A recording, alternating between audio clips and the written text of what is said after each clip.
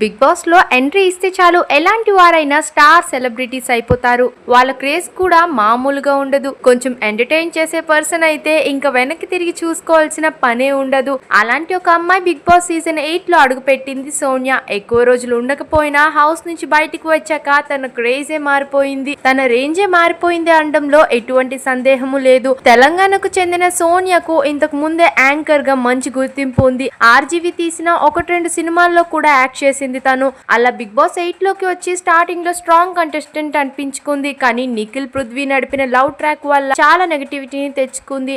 Big boss లో ఉండేటప్పుడే తన lover కోసం బయట పెట్టింది. ఆ తర్వాత కొన్ని రోజులకే డిసెంబర్ 2024 యశ్వీర్ తో 7 అడుగులు వేసింది. ఈ మధ్య తిరుమలకు వెళ్లి సోనియా ఫ్యాన్స్ కి గుడ్ న్యూస్ ఇచ్చింది. తాను ప్రెగ్నెంట్ అని ఒక ప్రాజెక్ట్ ఫైల్ పట్టుకుని వచ్చి మరి హస్బెండ్ చేతికిచ్చింది. అందులో అమ్మ సోనియా, నాన్న యశ్వీర్ అంటూ అమ్మమ్మ నానమ్మ అంటూ అందర్లు పేర్లు రాసి సర్ప్రైజ్ ఇచ్చింది. ఆ శుభవార్త చదివి ఆనందంతో యశ్వీర్ హత్తుకున్న వీడియో చాలా వైరల్ అవుతుంది.